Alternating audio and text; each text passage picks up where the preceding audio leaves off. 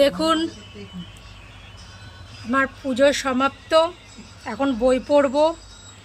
তো কেমন হয়েছে সাজানোটা, কেমন লাগছে আমার গপুকে একটু দেখে দেবেন, আর একটু গপুকে ভালোবাসা দিয়ে দেবেন।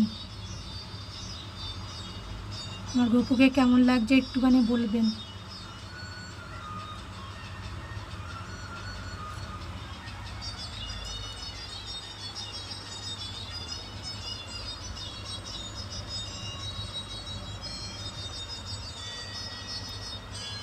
তো বন্ধুরা এবার আমি বই পড়বো। টাটা।